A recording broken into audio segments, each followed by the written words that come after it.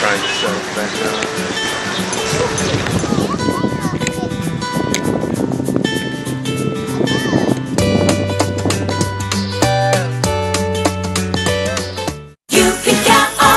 USDA ribeye steaks, boneless, only $18.99 per pound. Imported broccoli crowns, just $2.99 per pound. Select varieties of DiGiorno pizzas, just $9.50 for a 27.5-ounce box. Chef Boyardee pasta meals, only $1.89 for a 14.75-ounce tin. Select varieties of Chobani yogurt, only $1.99 for a 5.3-ounce tub. Visit our website at www.marketplace.pm for more weekly specials. You can count on us.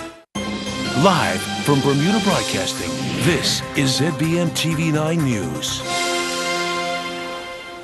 Good evening, everyone. It's Tuesday, October the 3rd, 2017. I'm Diane Brewer, and thank you for joining us tonight. The Ministry of Education has no authority to dismiss Dr. Freddie Evans or relieve him of his responsibilities as Commissioner of Education. And there is confirmation of a report last night that only the governor has that authority, and a declaration is being sought from him indicating such. Gary Moreno brings us the latest.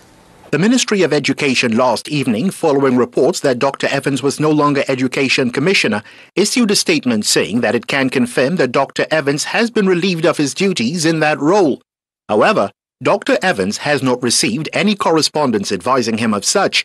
In fact, the only thing he has received came from the Public Service Commission, indicating that following a meeting on Monday, 25th September, where the PSC read his rebuttal to his final probation report, which came from the Permanent Secretary in the Ministry, Ms. Valerie Robinson James, the Commission decided that in accordance with its regulation on the probationary period, to recommend that he be returned to his former post of Assistant Director.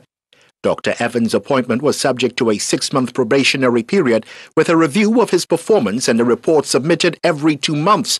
If his performance was found to be satisfactory, he would be confirmed in the post or his probation extended if necessary. But according to the Public Service Commission regulations and Dr. Evans' contract, upon the recommendation of the PSC, the governor may dismiss him during the probationary period. However, to date, Dr. Evans has not received any communication from Government House to that effect. Bermuda Broadcasting News can now confirm that Dr. Evans has secured the services of attorney Mark Deal of the law firm Marshall, Deal & Myers as he seeks to obtain declarations from both the ministry and the governor that he has not been terminated in accordance with his contract and that he has not been terminated, period. Now we've reached out to Government House and are waiting to hear back from them. Dr. Evans, meanwhile, telling us he has no further comment to make on the matter, referring us instead to Mr. Deal, who told us the matter can be very simply remedied by the governor as our client's employer, answering 2 simple questions.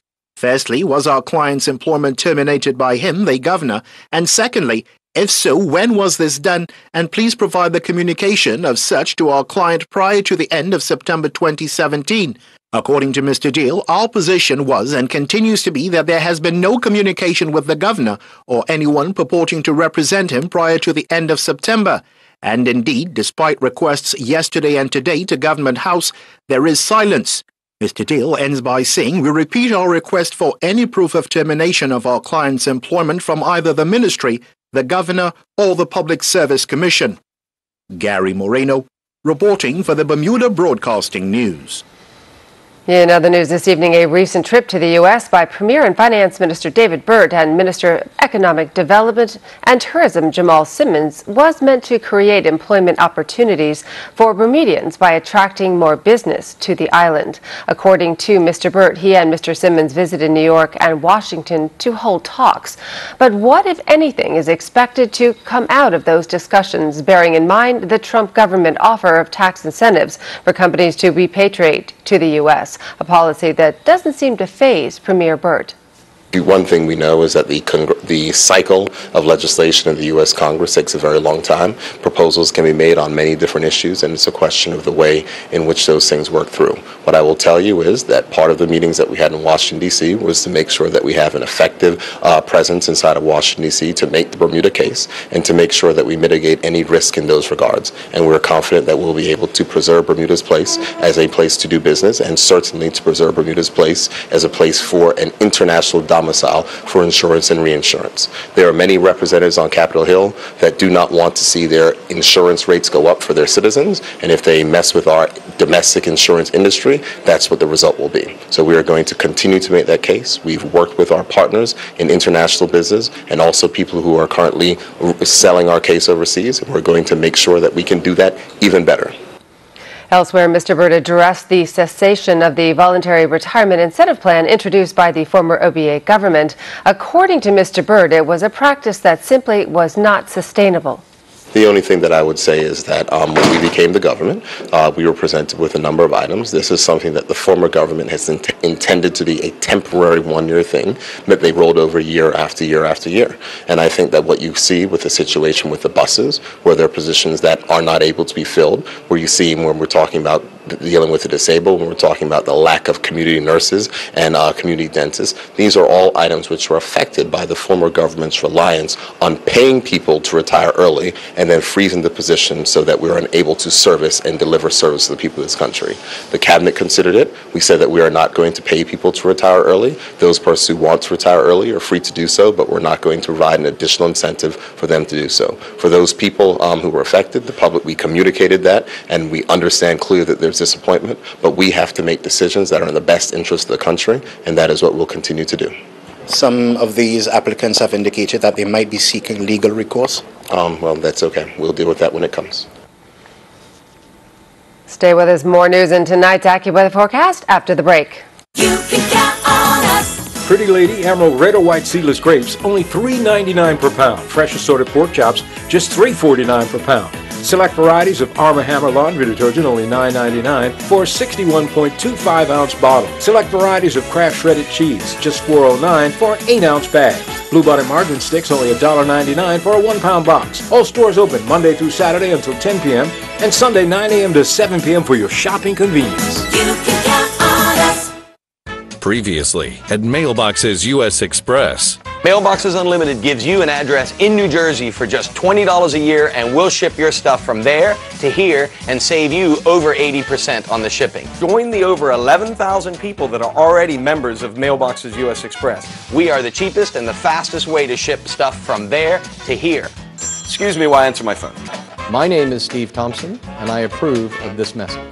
Mailboxes U.S. Express. Sign up today. Welcome to Furniture Walk. At Furniture Walk, we have one of the island's widest selections of top brand home furnishings, including Stearns & Foster, Craftmaster, Natuzzi, Universal, Bassett, and many more. Whether you're freshening up your living room or remodeling your entire home, we have all the brands and top quality furnishings you'll need. We also offer in-house financing. Can't find what you're looking for in-store? No problem. We can special order it for you. Our website has an even larger selection of the world's best furniture. Stop by our Paget store and we'll be happy to help you get on your way to finding the perfect selection for your home or office. Furniture Walk, furnishing Bermuda's homes for over 30 years. Welcome back. Well, what was supposed to be an October vacation for a Bermudian man in Las Vegas turned out to be a nightmare. Tyrone Smith found himself in the middle of the horror on Sunday as a lone gunman killed dozens of people at that music concert. It just so happens that Mr. Smith was in the hotel next door to the Mandalay Bay Hotel where the gunman launched his bloody attack. As Earl Baisden tells us, this is not the first time Mr. Smith has witnessed terror up close.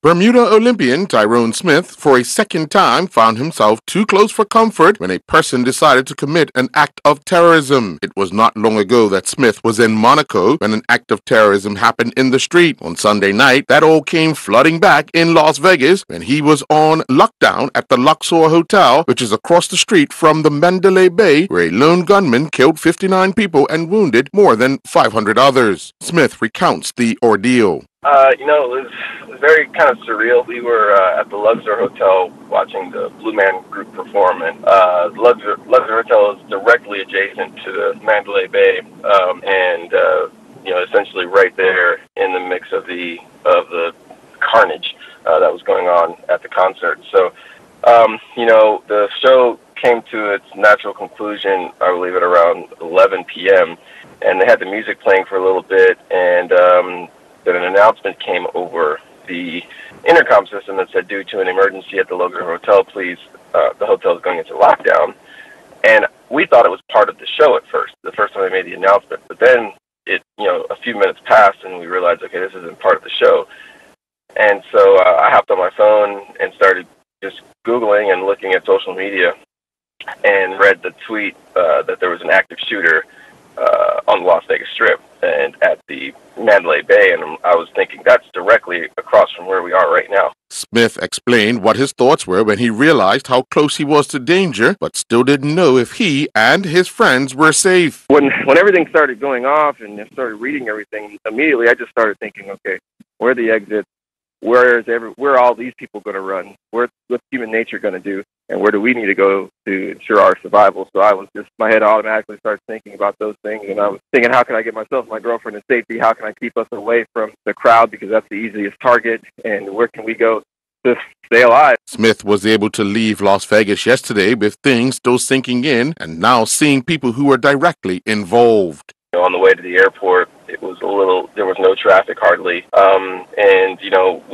I believe they bumped up our flight as well because they had so many delays or cancellations from the evening before. So they moved our flight up to get more flights out of there, to get people out of Las Vegas. And the pilots, made an announcement, our hearts go out to all those affected. And I want to say, I think we did have at least a few people on our flight that were at that concert, because there was one gentleman in a wheelchair who didn't look like he was normally in a wheelchair. There was two young ladies that the flight attendants insisted these two have to stay together. We cannot separate them. They've been through too much. There were definitely some people on our flight that had been there too. And I'm Earl Baisden with Bermuda Broadcasting News.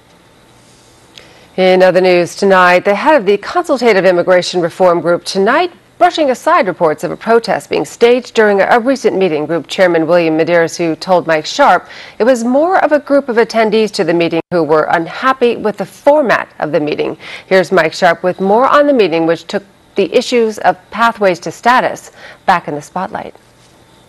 It appears the protesters questioned the format the group was using, breakout groups. They wanted a large town hall gathering. Group Chairman William Medeiros and Rick Woolridge explained what transpired. The protest, small p, because it wasn't much of a protest, was basically on the format. I think the main concern was that the individuals who had concerns, and everybody's concerns are valid as far as we're concerned, they were interested in having everybody hear their specific concerns. But from experience, we know that if you put a whole bunch of people together, in 2.5 hours, you may hear 30. But in the small breakout sessions, everybody gets heard. Everybody's opinions are then recorded by the moderators, and everybody's opinions become part of our deliberations. Okay. And so, in its entirety, if it was 10, 15 minutes? That's a good 15 minutes. But I think Mr. Woolridge categorizes it very well as, protests small p. People were upset. Let's make no mistake about it. They were upset, and they were going to let everyone know they were upset. And my job as chair, and with the help and support of the group, is to ensure that we get to the other side of their upset. No value would have come of not meeting last week Thursday. No value would have come of meeting last week Thursday and not having given everyone that was there an opportunity to chat. In fact, it was interesting. One individual got up and quite pleasantly, but very strongly, made it clear that, look, I'm sorry, you're okay, and your protest small p is valid, but I came here to be part of this other public forum. And the public forum went on as we expected. We asked the two group members, did the controversial pathway to status legislation arise at the meeting? I know from my own experience in my group, there were one or two individuals that were quite vocal about this whole status thing and whether or not there should be a pathway. And that was one of the questions we put to them. Yeah. Should there be a mechanism whereby people can obtain status? And if so, what should it look like? Should there not be a mechanism? And if not, why not? It was an information session. And that was the whole purpose of the exercise, to get as much information as we can from the public. Be listening for part 2 of this interview. I'm Mike Sharp with Bermuda Broadcasting News. Turning to weather news, the beautiful, mostly sunny weather will continue for the next few days. Here's the latest from AccuWeather headquarters. AccuWeather is presented by BF&M Insurance Group. We now go to AccuWeather headquarters. This forecast is brought to you by the BF&M Insurance Group, and we do have some clouds moving in from the north. And with that, we are going to see some spotty showers tonight. Here they are, kind of floating in our direction. Spotty showers throughout the night, even into tomorrow. And then by Friday, well, we have this warm front to the south of us. It's going to be pushing to the north, and we're going to see some more spotty showers coming from that. So right now, it's about 78 degrees across the island, so it's a bit cool for this time of year. Humidity 64%, winds out of the northeast 18 to 22 knots. Waves inside the reef 2 to 3 and outside 7 to 11. We do have a small craft advisory in place through Thursday because it's a bit choppy out there, a bit brisk and windy. Tonight, partly cloudy and breezy, 73 degrees for our low temperature. Tomorrow, it's going to be breezy still, with plenty of sunshine, some cloud coverage, and again, a brief shower or two passing through the island should be expected, a high of 78 degrees. Our high tide, the first one, 7:52 p.m. tonight, and then the second one at 8:18 in the morning on Wednesday. Now, if you're traveling, we do have a couple gateway forecasts for you. Toronto, some showers. New York and Boston under the influence of high pressure, so they're nice and dry. Temperatures on the rise. Atlanta, a gorgeous day. And in Miami, we are seeing some showers and thunderstorms. London staying dry. Here in the Caribbean, it's going to be a bit wet across the region. Jamaica, even some thunderstorms in those higher elevations. Temperatures warm in the 80s and low 90s. Now here we are the next couple of days, pretty calm. Temperatures going up to about 81 degrees. That's where we should be this time of year. And then Saturday, well, that's when that warm front from the south reaches us. And we're going to see a couple more showers on Saturday and Sunday. Of course, it's going to be mainly a sunny day, but more frequent, an uptick here in showers for the weekend. Temperatures still warm in the low 80s. Stay tuned to Ocean 89, Power 95, and Inspire 105 for all your latest news and weather. AccuWeather was presented by BF&M Insurance Group.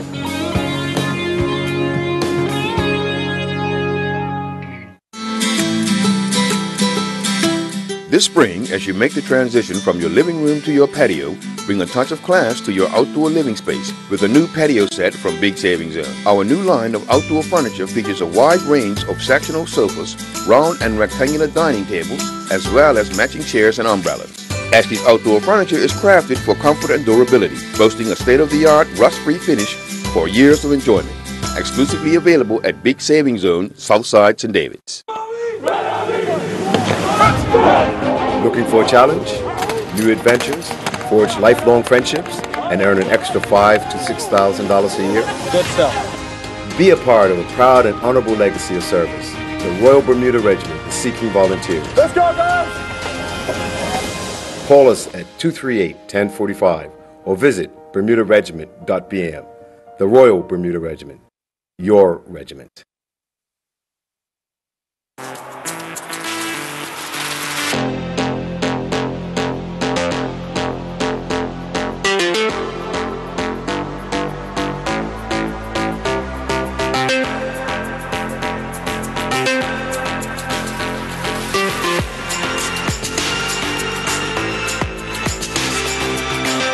Always been one of those challenges I've just had to do. To see these guys that have done it and wanted to take it on and show that I've got what it takes, or at least find out if I have what it takes, because I know it's going to be tough. It's going to be the toughest thing I've ever done. I can't wait to get out there.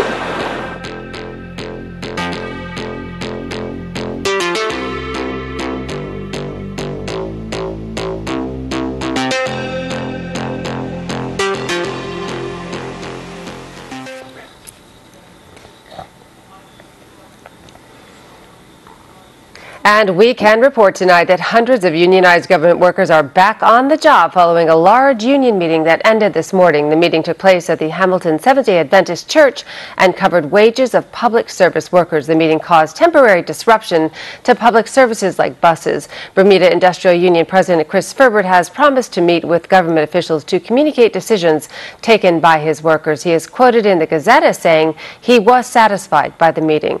And in other news, October is Breast Cancer Awareness Month, and yesterday the Minister of Health announced that hip and future care patients can now gain access to local radiation therapy. During a press conference at the Bermuda Cancer and Health Center attended by this year's patron, Kristen Burt, President and CEO of BF&M John White and Tara Soros of the BCHC, Minister of Health Kim Wilson says 1 in 8 women in Bermuda are diagnosed with breast cancer. Breast cancer is the second most common cause of death from cancer in women worldwide after lung cancer. And in Bermuda, it is the women's leading cause of death by cancer. I'm acutely aware of the toll this is playing on our society. With 1 in 8 women being told in their lifetime that they have breast cancer, regular screenings and quality care are vital to improving outcomes. And we are making strides in improving treatment options with the addition of Bermuda Cancer and Health Center Radiation Therapy Unit. Bermuda is proud that radiation therapy is now available to patients locally. And Bermuda Cancer and Health need to be commended for making this happen for our island in collaboration with many other stakeholders, including the Bermuda Hospitals Board. Naturally, we want hip and future care patients to also have access to this care, and therefore we have recently updated the legislation to ensure that patients on hip and future care can have this coverage. In fact, I'm pleased to announce that today this has become effective. Meanwhile, Minister Wilson adds that regular mammograms go a long way to detecting cancer early. Bermuda Cancer and Health Center is committed to equal opportunity and access, and therefore provides free mammograms for women who do not have health insurance. This is not just during the month of October, but throughout the year as part of their Equal Access Fund. Thank you again. While the cause of breast cancer is still unknown, we do know that some women are at higher risk than others. Understanding these risks, such as the family history, is important, and early detection can save lives. As we observe Breast Cancer Awareness Month, I urge everyone to protect their health by having a mammogram as recommended by your physician. Digital mammography is the best available method of detecting breast cancers long before physical symptoms can be seen or felt. Women and men can take precautionary action by talking with their physicians about what they can do to lower their risk factors and learning about what tests are right for them. Mr. White also reminding the public of the upcoming 21st Annual Breast Cancer Awareness Walk on October the 18th. Now turning to sports, footballers, both male and female, steal the headlines for their schools. A youngster performs well in a Panama karate competition, and Bermudian figure skater and her partner dominate 3 events. Earl Baisden has tonight's sports package. Jasmine Spence and her Mercer women's soccer teammates dropped their first Southern Conference contest of the season, losing 1-0 to Furman at the Bear Field. Meanwhile, Alea Nolan and her North Texas women's soccer teammates took a season-high 55 shots as they defeated Mid-American Christian University 8-0. Nolan was on target for one of North Texas's goals. Lachey Darrow was on the score sheet twice for Brookhaven College in their 7-0 win over Cedar Valley College. Darrow struck from the penalty spot in the 6th minute. She would then strike again in the 23rd minute of play. Ava Frazzoni and her College of St. Rose women's soccer teammates dictated the pace of the play for much of the game, but visiting upstate challenge rival Lee Moyne scored the only goal of the game to defeat College of St. Rose 1-0 in Northeast 10 conference play. While a stalemate took the game into 2 overtime periods, Justin Donowa and his Dartmouth men's soccer teammates was able to pull off a 2-1 win in their Ivy League opener against Princeton. Donowa was able to get on the score sheet with a header. Meanwhile, after a scoreless first half, Jay Brinkman and his Rhode Island men's soccer teammates found the back of the net twice within a 10-minute span early in the second half against George Washington. Brangman scored his team-leading 5th goal of the season to give them a 2-0 lead. The Maatsu Karate Cup was held in Panama recently, where Bermuda's sole competitor, 10-year-old Dominique Brown, placed first in kata and third in kumite in a group of 4 advanced girls. Recently, Vanessa James and her skating partner Morgan Cypress competed in their first competition of the season. The French pair took to the ice to compete in the 2017 Autumn Classic International. They topped the table with a score of 210.48. James and Cypress would then go on to win their first French competition of the season, picking up the win in the senior couples short program. James and Cypress finished with a total segment score of 72.55. James and Cypress continued their winning ways as they skated to victory in the French Masters Senior Couples Free Skating event. James and Cypress finished with a total segment score of 154.44. Mackenzie Cooper was back in action representing St. Mary's College of Maryland during the 75th Denmark Sailing Trophy Regatta. Cooper sailed the St. Mary's College of Maryland's A-Division boat to a 14th place finish. Cooper recorded 7 top 10 finishes in the 13-race regatta, with his best finish being second in the 12th race, helping St. Mary's to finish 9th overall. Mal Levrock and his Handsworth Cricket Club teammates finished off this season with a win in the Birmingham and District Premier Cricket Division 3, taking on Litchfield Cricket Club in a 2020 match. Handsworth won the toss and elected to field. They restricted Litchfield to 134 for 2, with Levrock returning figures of 4 overs, 1 for 16. In reply, Handsworth scored 135 for 5 in 19.3 overs. Levrock opened the inning but was out for 12. Amali Smith represented Wilberforce University at the All-Ohio Collegiate Cross Country Championships. Smith, competing in the women's 6K event, finished 332nd. Smith crossed the line in a time of 35.38, helping Wilberforce finish 40th overall as a team. Former Bermuda Carifta Swimming Championship gold medalist Emma Harvey has been selected to the Somerset County swimming team for the 2017-18 season over in the UK. Somerset were county team championships runners-up in 2002 and 2014, while finishing third in 2012 and 2015. Harvey, a Millfield swimmer, will compete in the 16-17 women's 100-meter backstroke, with her best time being 1:04.36. The Bermuda Hockey Academy Islanders started out strong in their third match of the Northeast Field Hockey Association season over in New York, with several opportunities in the opening 10 minutes, but they would eventually fall 4-2 to Rye. Maha Clark and her Queen's University of Charlotte field hockey teammates tested its strength against number 9th ranked Limestone College, but they fell 11-4.